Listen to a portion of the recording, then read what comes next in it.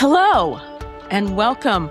I'm Wynn Helms, psychotherapist, truth teller as much as possible, change seeker, fellow traveler on this journey north of 50, and your host of Black Women North of 50. You know, this journey we're on is just so nuts. It is so different than when I was in my 30s, my 20s and 30s, 40s even. Trying to figure out what's next is and has been incredibly difficult. So I'm just going to tell you a little story about myself and go forth from there. A year ago, I was having brunch with some friends of mine. I'm very fortunate to have friends of 30 and 40 years. And I've known these women for that long, and we know each other, and it's just wonderful. Anyway, I'm sitting there thinking about, gosh, what's next? I have a good psychotherapy practice. I'm comfortable. There's got to be something more. And I wasn't sure what that was. And then my friend, who is the one who comes up with lots of creative ideas, she says, "What about a podcast?" And usually I just say, yeah, whatever. And this time I decided I was going to listen. And I thought, what about a podcast? What would I say? What would the topics be?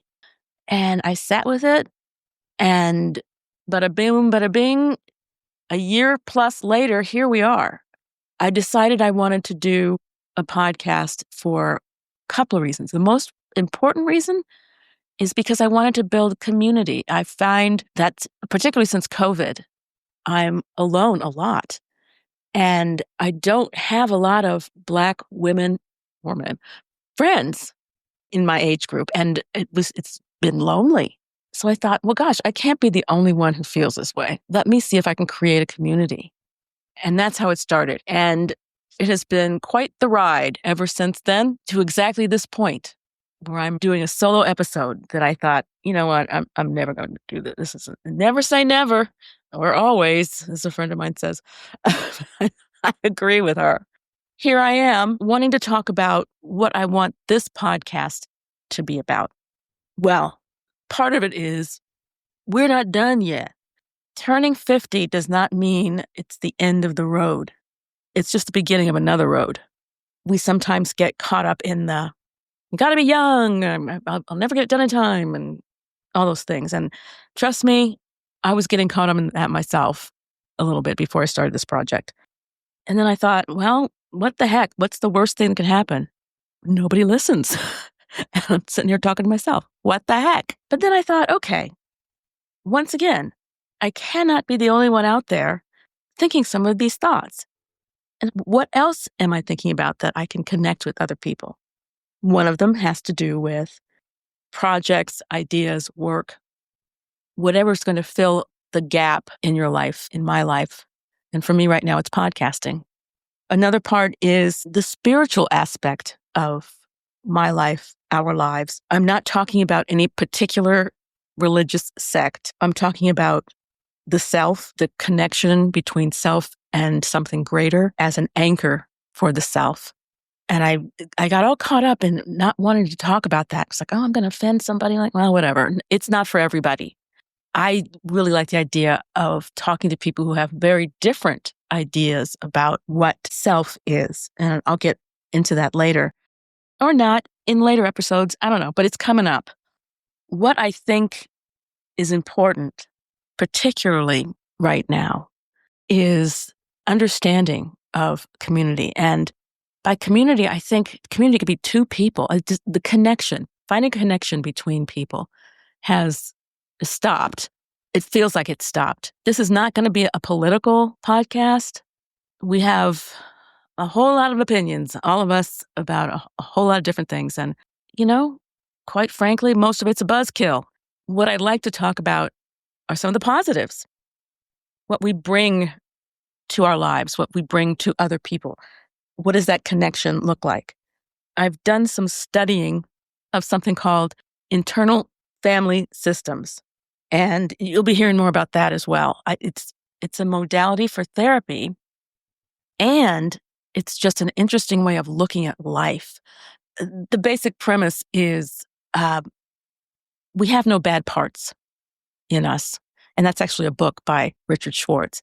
talking about the different parts of ourselves that kind of either get together and in harmony or fight. Like, for instance, that thing, it's like, I don't want to do that. I was kind of thinking that about this podcast. And I knew that was one of my parts talking. And that part was the anxious part, the perfectionist part. But then I listened to some of the other parts and thought, okay, you know what? Let me just bite the bullet and do this. I'm going to do it scared, but I'm going to do it. And here I am. I want to talk about all of those things. I want to invite people listening to talk about their experiences over the last 50 plus years. What's next for you? What is whispering to you in the deeper part of yourself?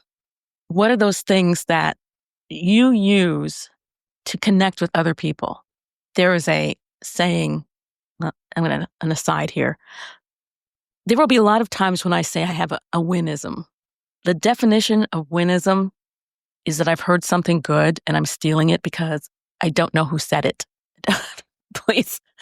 Please write in or something and let me know who I'm stealing it from. Okay, so this particular Wynnism is from, I believe it's an African proverb or belief system. I really don't know. At any rate, I love the idea that when you look at someone, you really don't have to say anything and you just see them as if to say, okay, that's a whole nother thing about looking at someone's face and seeing the eyes through the eyes of God. And no judgment, just really looking in and connecting with that person. That's a couple of Wynnisms all rolled up into one, and whatever. Connection.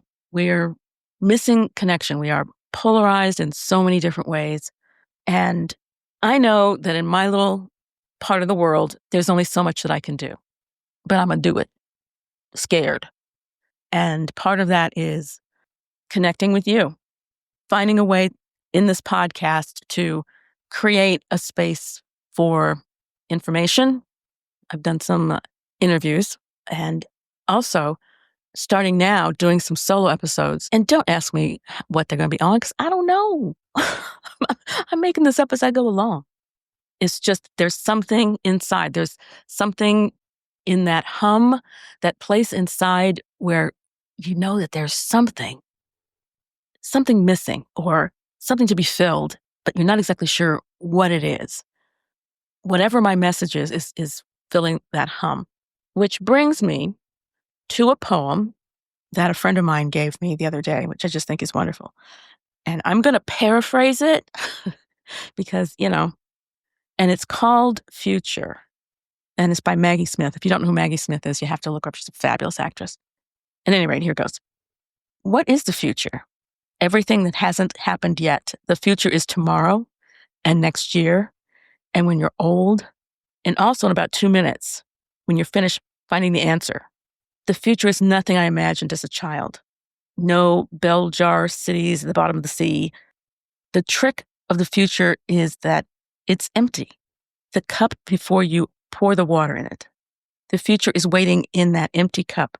And for all we know, we're filling it with wine instead of water. You're thirsty. Every minute carries you forward, conveys you into a space you fill. I mean, the future will be full of you. It's one step beyond the step you're taking now. What you'll say next until you say it. And that just resonated with me because we can't know. We don't know what's in the future. My favorite definition of anxiety is crisis of the imagination. We think about the future, like, oh, what if this happens? What if this, this? Get all tied up inside and nothing's happened yet. Here we are in the present, sucking up all kinds of energy, thinking about what might happen. And what all we need to be doing really is being present, being still. Yeah, it's easy for me to say on this microphone. I understand being still it has to be intentional. It's just that our feelings live in the now, in the present. There's no sense thinking about what you're going to feel in 5 minutes. Who knows? I know I'm feeling anxious right now. All kinds of, have I talked too long? Am I making sense? Does anybody care? Blah, blah, blah, blah. I don't care. I'm listening to what I'm saying, and hopefully you will be too. So there you go. I'm hoping you'll stay tuned. I hope that you will drop comments in my YouTube channel, Black Women North of 50, about things you want to talk about, things you want to hear about. I'm open to being personal to a point. um, it's a very weird dynamic between being a psychotherapist and a podcaster. I like the idea of authenticity, and I'm struggling with the 21st century idea of putting your life out there on Facebook and all those other things. But it all has to do with connection. It's a different kind of connection, and I'm trying to get my arms around. Yeah, I think that's it. Thank you for listening. Once again, you can find me on YouTube, Black Women North of 50. Got some interviews there for you to take a look at. I'm more than happy to listen to comments or read them. Be nice. I'm new at this. Don't judge. Also, I am a psychotherapist, but this is not psychotherapy.